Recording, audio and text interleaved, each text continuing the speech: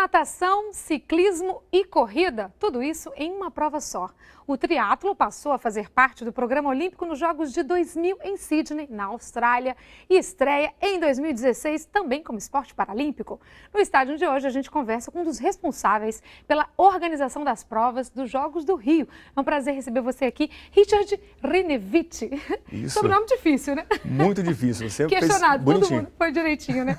Um prazer receber você aqui. Prazer é meu. Desafio pela frente, hein? É um enorme desafio. Assim, a gente tem hoje uma responsabilidade grande de conseguir viabilizar uma prova de expressão mundial, o maior evento da história do triatlon, aqui no Rio de Janeiro. Então, assim, isso é fantástico, a missão realmente... O triatlo entrou em 2000 em Sydney, né? Mas a gente tem o desafio agora do paratriatlo, né? Em 2016, estreando essa modalidade. Pois é. Como é que está a expectativa para essa estreia? Então, a gente tem uma grande expectativa. Além de a gente conseguir ter a visibilidade dos atletas com deficiência, a gente tem grandes nomes do paratriatlo mundial brasileiro, no Brasil. Então, a gente espera que, além de promover a estreia do paratriatlo nos Jogos, a gente também tenha uma grande chance de medalha. Então, é o desafio de a gente conseguir fazer com que a prova aconteça da melhor forma possível. A prova vai ser em Copacabana, junto com a própria estrutura do triatlo.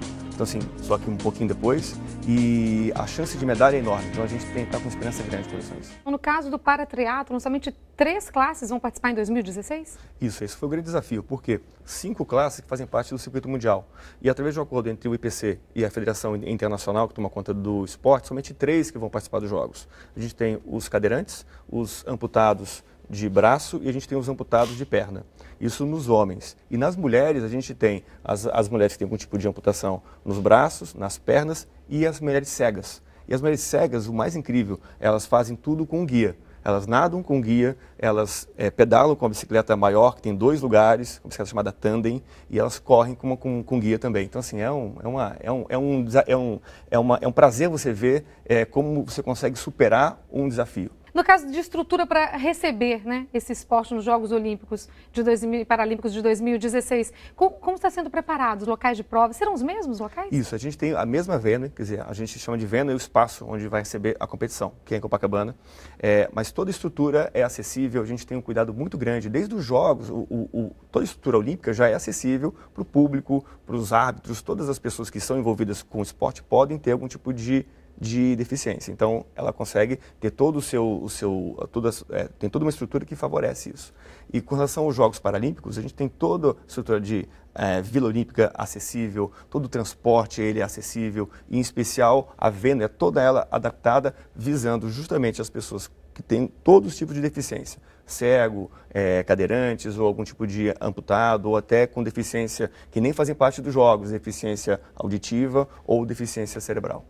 E a gente está falando de estrutura, a gente não pode deixar de falar dos voluntários, né? Isso. As inscrições ainda estão abertas, muita gente já está se inscrevendo. Existe uma diferença, existe uma especificidade, na verdade, para ser voluntário no caso desses esportes? A gente tem 2 tipos de voluntário. Tem o voluntário de conhecimento geral, que é aquela pessoa que vai trabalhar em toda a estrutura que vai receber o público. E a gente tem os voluntários com conhecimento específico.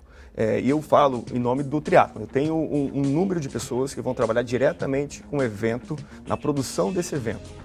São voluntários que de alguma forma têm o triatlon como sendo um elemento de emoção. Ou são ex-atletas, ou são atletas amadores, ou são treinadores, ou gostam do esporte. Esse pessoal vai fazer parte de um grupo de voluntários que vai trabalhar diretamente na competição olímpica e na competição paralímpica, fazendo com que ela aconteça. Isso a gente enxerga também como sendo um grande legado. A gente vai colocar essa pessoa em contato com o atleta, em contato com toda a estrutura de organização do evento, e a gente imagina que isso é um prazer enorme para quem, né? Porque eu seria, sem dúvida, um voluntário aqui no Rio, e como fui e sou ligado com várias outras entidades como voluntário, a gente acha que isso vai trazer, digamos, uma herança grande para depois dos Jogos. Essa pessoa vai ter essa recordação, além de ter o lado emocional, ela vai levar isso adiante em todo lugar onde ela, de alguma forma, contribuir, seja dando aula, seja no trabalho dela ou algum tipo de envolvimento na sua comunidade. Então, quantas pessoas poderão participar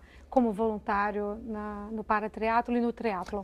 Falando só sobre o triatlo, a gente vai ter um número próximo de 500 pessoas. 500 então, pessoas? Eu preciso de 500 voluntários que conheçam exatamente do triatlo. uns com conhecimentos maiores do esporte e outros não, né? A pessoa basta que ela tenha... Para-triatlo será diferente ou não? Não, é o mesmo grupo. A pessoa que selecionar tem um código específico, esse código a gente indica para essa pessoa ela preencher, caso ela não tenha, ela só menciona que ela tem esse tipo de conhecimento e intenção, e aí ela vem para uma base onde a gente vai entrevistar essa pessoa, vai ter todo um processo de capacitação e ela vai selecionar para trabalhar junto com a gente. Em termos de visibilidade, por que é tão importante a gente receber, né, os Jogos Olímpicos e Paralímpicos e competir no triatlo e para-triatlo? Pois é, assim, o triatlo tem um desafio grande. Assim, ele é o esporte único que mais cresce no mundo, fora do Brasil. No Brasil ainda não tem isso.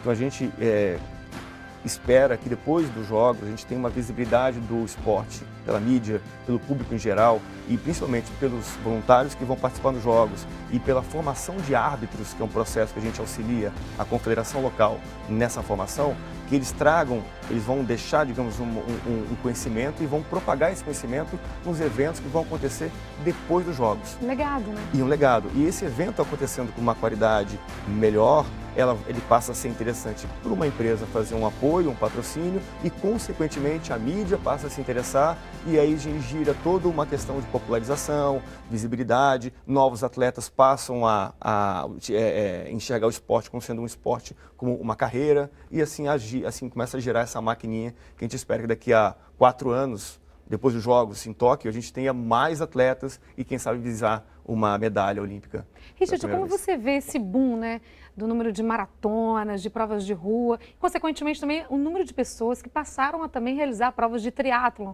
e para-triatlon. Você acredita que no meio dessas pessoas a gente pode conseguir também atletas para o Brasil? O triatlon é uma das poucas provas, um dos poucos eventos onde você que começa a fazer a prova agora. O triatlon ele é acessível, estou falando agora para o atleta amador, tá? Você, qualquer pessoa que tiver interesse em fazer e treinar um pouquinho, consegue fazer uma prova, participar de uma prova de triatlon. E ele vai dividir o mesmo espaço com o atleta olímpico. O cara que vai estar disputando os Jogos, ele vai estar ali do lado dele. Só muda a largada. Só muda a largada. Então, assim, é uma emoção muito grande você conseguir compartilhar esse mesmo espaço com uma pessoa que, de repente, é a sua referência. Então, esse é um dos grandes diferenciais do esporte. E se descobre talentos? Também.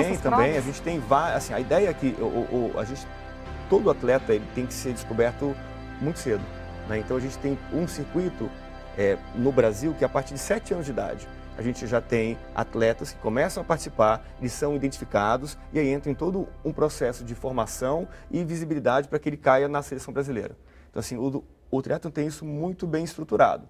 Óbvio que a gente sempre precisa melhorar mais, mas em grandes centros como São Paulo, Rio de Janeiro, a gente já tem isso bem amadurecido. E pensando, a gente está indo para a nossa 5ª Olimpíada, né? Tentando medalhas. A gente ainda não conseguiu a nossa medalha nesse esporte. O que está faltando? Olha, eu acho que está faltando, assim, talvez maior visibilidade para o esporte. Assim, aquilo que eu falei, a gente tem São Paulo, Rio, mas... Talvez isso vá acontecer depois dos Jogos Olímpicos. Isso, a gente espera, foi aquilo que eu coloquei. Se a gente tiver, digamos, um resultado muito positivo depois dessa edição, a gente pode pensar, de repente, ter alguma medalha para Tóquio. Porque na América do Sul a gente já domina. O ranking mundial, nós somos disparado o melhor país da América do Sul. Então isso já mostra um grau de maturidade dentro de toda a nossa região. Então o que falta é justamente isso, a gente conseguir não só pegar Rio e São Paulo, mas conseguir chegar em lugares do país que de repente pode ter um talento e esse talento está lá e vai acabar nunca sendo descoberto. Expectativa de medalha, então, para 2016 você acha que ainda está precoce? Para 2016, sendo realista, eu acho que a gente tem que brigar pelos 5 melhores. Assim, o triatlo é um esporte muito previsível, dificilmente alguma coisa muda de uma prova para não ser uma queda, uma lesão. Esperança sempre existe, acho que a gente nunca pode deixar de acreditar. Mas sendo realista, a gente espera, ficando entre os 5 melhores, já vai ser uma grande vitória. Nos Jogos Olímpicos, nos Jogos Paralímpicos, há uma grande esperança de medalha. Tem nomes?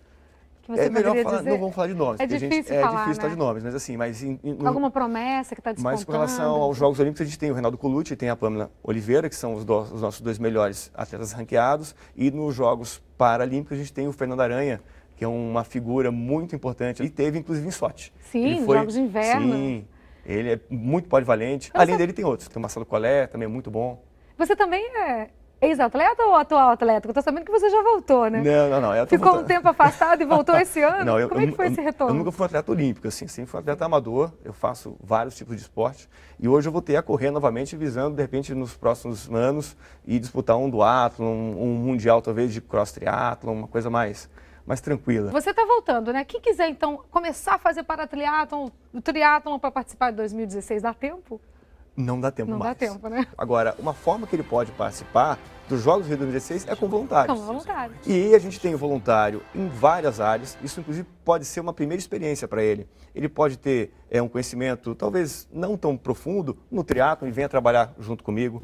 Tem basquete, vôlei, todos os esportes olímpicos e paralímpicos tem grupos de voluntário específico. A gente tem área médica, tem área de comunicação. Então, realmente é uma experiência que vai agregar muito na história de vida daquela pessoa e facilitar, talvez, na carreira dela. Dá em então, tempo de se inscrever, dá né? em tempo. Até dia 15 de novembro, Dia 15 de novembro, isso É mesmo. Então, entra no site Rio 2016, lá você tem toda a orientação de como você fazer isso.